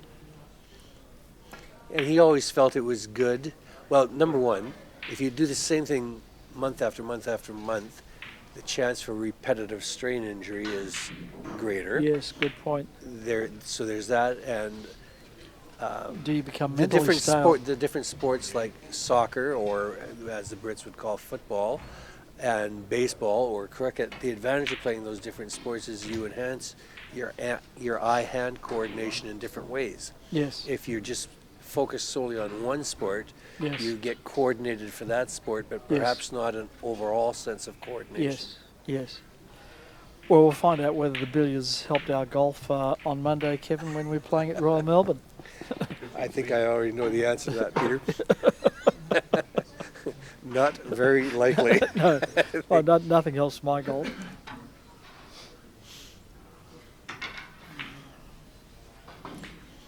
Well, here's a chance for me to shout out. Just before coming over to Australia here, I was in Scotland for a Canadian versus So I heard. Brits golf tournament. Our good friend Cliff Thorburn from Canada took over a team of Canadians to Great Britain, and we played a team of Brits headed up by Cliff Thorburns' good friend Dennis Taylor.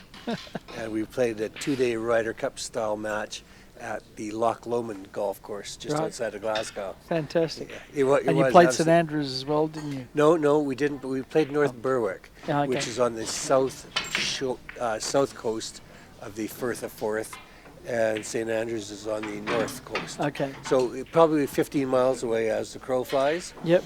but probably a 2-hour drive as Yep. the highway goes. And so who won, Canada or Britain? The rematch is pending. Say no more. Those crafty Brits got us. Turns out one of Dennis's sons, who was on their team, is a golf professional. Oh, okay. And, Is he blessed with the old man's hand-eye? well, he seems to be. Yes. He's a small of stature like his father, but oh my word, can he pound that ball? Yeah. Holy cow. And does he have the big glasses? 64. He may have them, but he didn't use them. Yeah.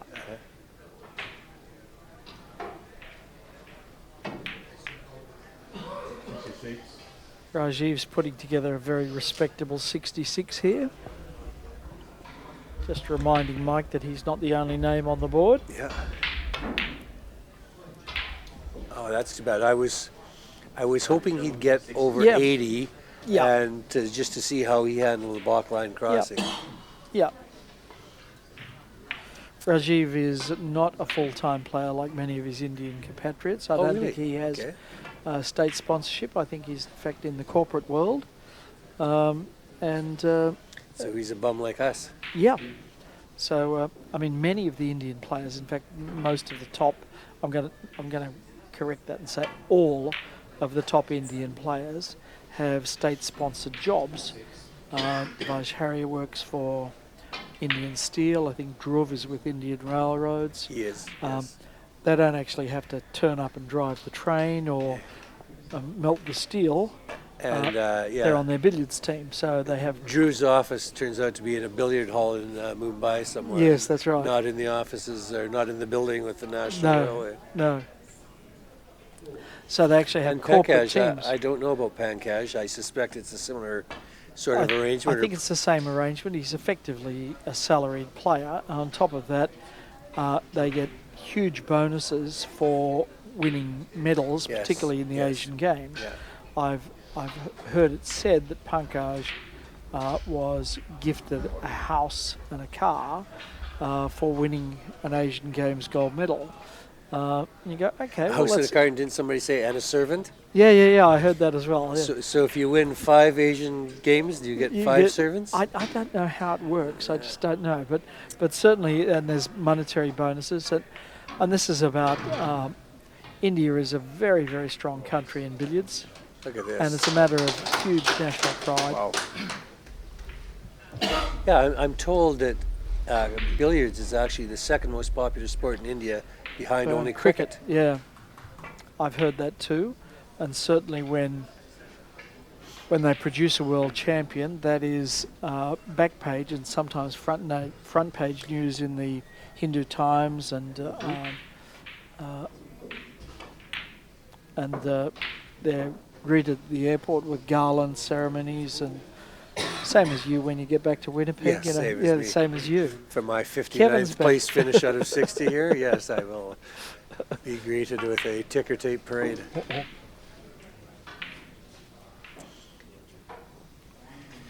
And the jeers and hoots and catcalls of my colleagues.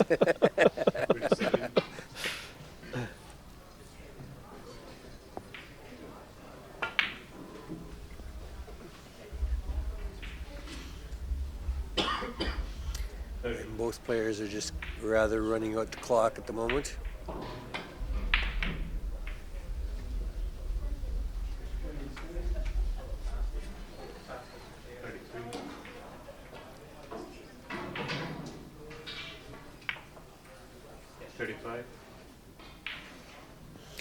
What about the players from Myanmar, Peter? Are they... They're full-time players. I don't know quite how the funding model works, but they're full-time players. Their airfares are paid to come here. Their accommodation is paid. So it's a state-sponsored sport? Yep. But strangely enough, they might be telling tales out of school, but that's okay. They probably won't be listening because they don't have a lot of English. They turned up here and not one of them between them had a credit card. So it was difficult to including the manager? Book hotel rooms, book hotel rooms and confirm things, and we all operate on credit cards these days, but obviously Myanmar doesn't. So yes, they're president of their association. 48. Probably the only other person in the world who plays billiards professionally would be Peter Gilchrist, wouldn't he? Well, Peter's retained by the Singaporean government for the same reason that India pays their players. He represents them, and he's a Singaporean citizen now, not just a resident. So he carries a Singaporean passport and represents Singapore. Singapore's Sportsman of the Year about 2 years ago. He was, and has been that multiple times. He lost 1 year to. It was after the Olympics when Joseph Schooling, their breaststroker, won a gold medal. And Joseph Schooling won it that year, but Peter was the runner-up. But on more than one occasion, Peter has been Sportsman of the Year in Singapore. And this is a big deal. Not a big deal in Australia. If you tell people you play billiards, they go, look at you kind of funny. But it's a big deal in some parts of the world. And if you think it's not a big deal in Australia, Peter, you should come to Canada.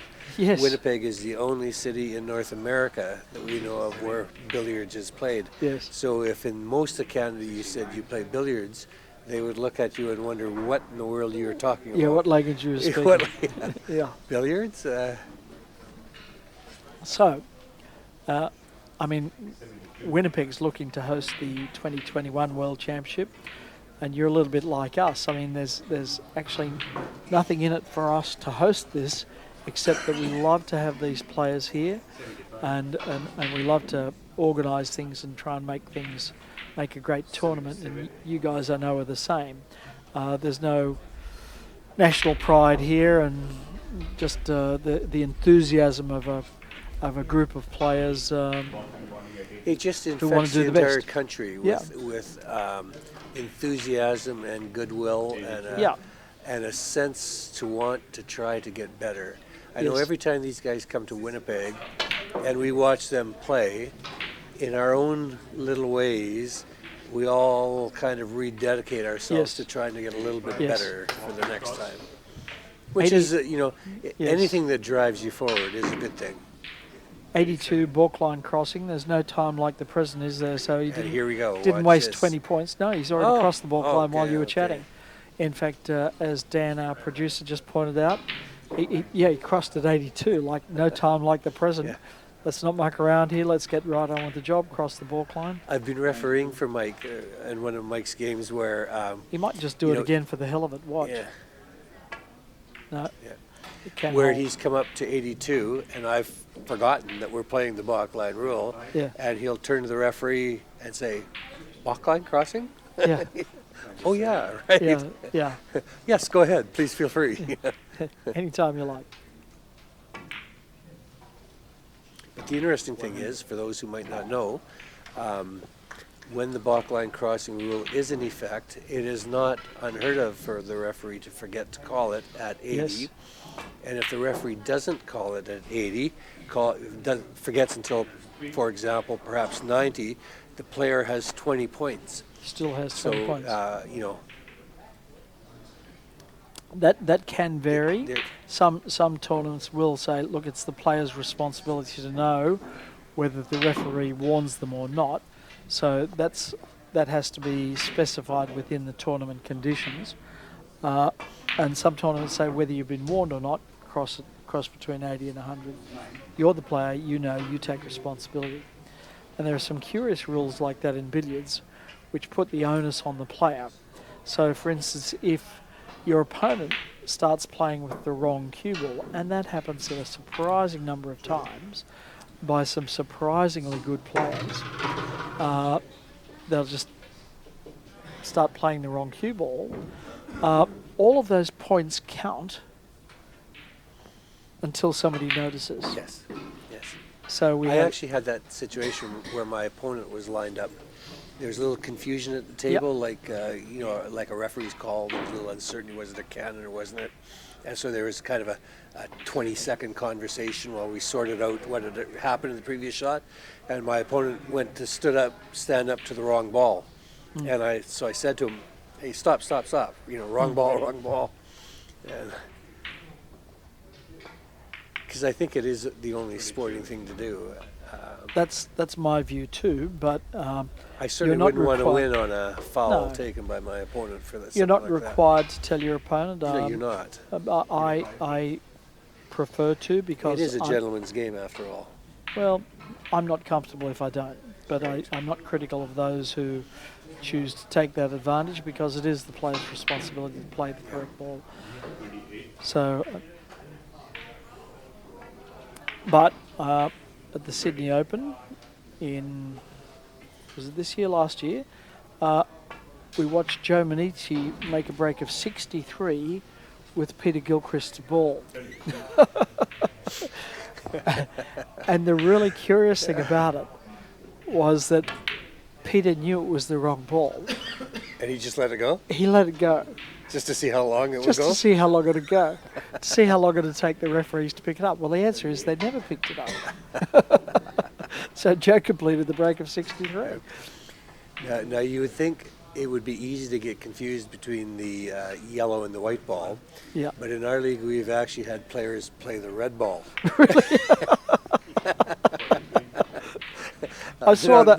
Now, that is a hyper state of confusion.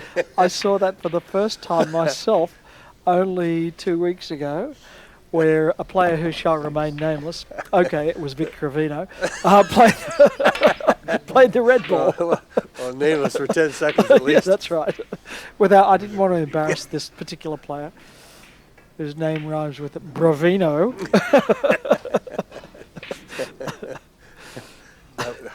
That one was pretty easy to catch by the referees when you're hitting the red ball. Yeah. But of course, that little habit of shooting the wrong ball started back when both balls were white and one Yes, was yes. Very easy demarcated to from do. the other by two of the tiniest little Little black dots, dots yeah. that you ever saw. Well, that when the balls were made of ivory, that was actually the vein that ran through the elephant's trunk. That was so they filled it with ebony. So that was actually hollow through there, and that's how they created the spots. And they'd fill it in with a chip of ivory to make the plain ball, and they'd fill it in with ebony to make the spot ball. That just made my trip to Australia worth it, Peter. There you go. I did not know that. Brilliant. It's the minutiae that make life interesting.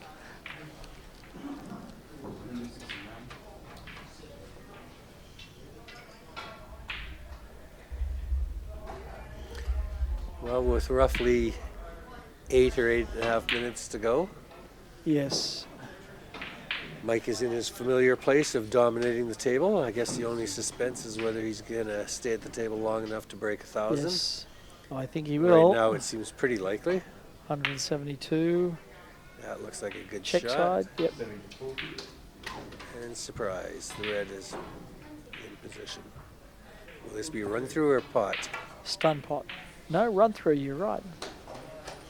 I think You know, he played I'm that. getting worse at this. I think he played that shot just for the practice Yeah. of it, right? Yeah. He could have done anything with that. He Well, could that's have- that's exactly the case. The reason all Mike's working on now, this is where the final is going to happen, and Yep. one of the semi-finals is going to happen. Or get a actually, not one chance of the to play some semi-finals. shots. Chance to play some shots on this table, and drift them around a bit. So he might not want to play tight top now. He Yeah. might just want to read the table a bit in the open Yeah. game. How, like, for this shot, how hard did you have to force it? Not hard at all. It's they throw so wide. Anybody that knows their billiards that looked at that angle would have said, well, it's not going to go in unless you force it or juice it up. But he doesn't have to do it here on these cloths. Which I never did learn. I never did figure that out. No. In the 4 matches that I played Likewise. and the 2 hours of practice that I had before the matches started. Yes, having said This that, cloth just absolutely totally buffaloed me. I Yeah. looked at it and thought, well, I have to hammer this thing to get it to throw wide enough. yeah, And I was invariably wrong. yes. And the other- 192, so he's yeah, balk line backline crossing. crossing again. He's coming under the wide here by the looks of it. I know, just clears it. That's so Notice how clever, that he shot. a little Yeah. stun just to come up on the left side of that Yeah, red yeah, ball yeah. to put. To keep above, so he could come down onto the red. 200. It's a life of precision. we're watching the fruits of it right now. I'm pleased to see he's made a couple of doubles on this table. He'll be feeling a lot better about this now. Yep. A lot better. And he hasn't had a kick. The other thing that was happening, now kicks are so difficult to predict. That nobody's sure what creates kicks. Some people think it's chalk dust between the balls. Others think it might be static electricity or a combination of those things. But Mike was suggesting he thought it might have been the air conditioning, which is it certainly feels a little chillier on this table than the others. Which is why that whole notion of kicks. Yeah. Which is why Mike is probably more deliberate than almost any other player in asking the referee to clean the balls. And you'll notice, Does it habitually? I haven't noticed it in this match, but in many of the matches that he'll play, you'll notice him At 100. when the referee is fishing the red ball out of the pocket.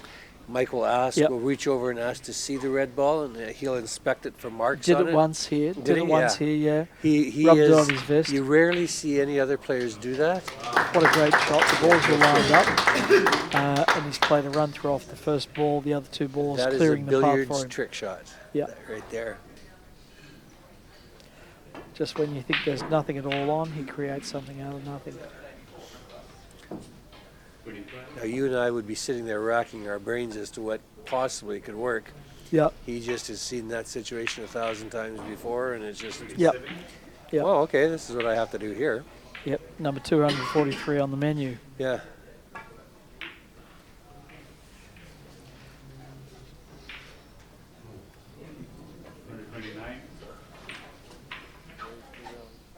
Okay, so close now that he has to elevate the cue to avoid a push shot. Oh, and he's calling a push Points at it and says, I played a push shot. Now, Mike is a tremendous sport. I've never seen him take an unfair advantage. And that's in common with a lot of the other billiards players. On many, many occasions, I've seen him call a foul on himself. And not just Mike, but I've seen many different Many players do the same different thing. players do the same thing. But Mike especially, he has many sins, but that's not one of them. Yeah. But when you compare that to sports like, for Yeah. example, basketball, North American football, Yeah. where they're actively trying to stretch the rules as far as they Yes. can. Yes. And I use And- that euphemism, Well, you know, in billiards and in golf. Yeah. You just seldom see that, or no, you don't. probably more appropriately, you never see it. You never see it. That's the truth. But I mean, some games, and I'm thinking about one of my favourite things to watch, rugby union. It's an art form, bending the rules, and I've got Darren Taylor from New Zealand standing behind me, from the famous All Blacks. I mean, they have turned that into a science of how far the rules can be twisted, and he's making a choking sign. He's not denying what I'm saying, but he is making a choking sign. In fact, he appreciates the compliment you're paying him. Indeed. Well, I mean that has been it's been an art form. He's holding up his fingers as if to say three World Cups. Yes. Yeah. I think we know that, Darren. Ooh, But Raajeev. here's the bad news for Darren. We're in Melbourne, and they don't know what the hell rugby union is. They don't know. They don't care. And They're all AFL mad down I hate here. to demonstrate my North Americans' lack of understanding of this, but You don't know either. when you say rugby union, is that a league or is that the game you're It's a referring game to? called rugby union, and Which is different than rugby? Every word you're saying now is like a dagger to Darren's heart because he's Sorry, listening man. in. Because the Kiwis actually think that rugby union is the centre of the world. And they cannot believe that other people have actually never, ever heard of it. So you're causing him physical pain here. He's doubled up beside them. I've heard of rugby sevens, Yeah, and I've that's heard the of Olympic thing. rugby, the Olympic sports. Yeah. Um, Well, rugby is short for rugby union. okay.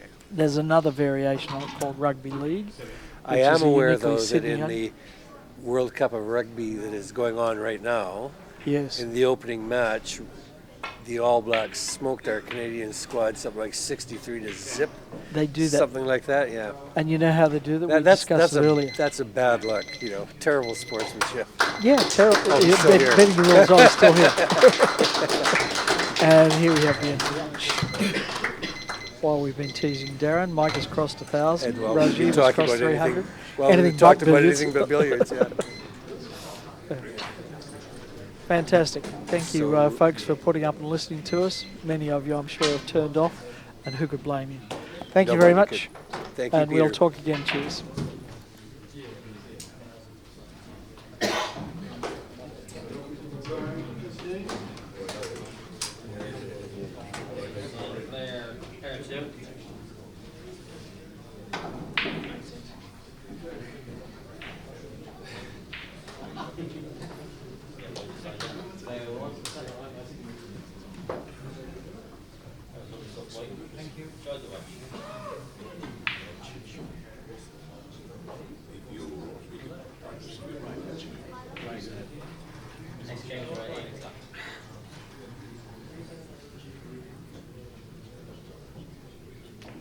I don't know. I was making sure the score that you're watching.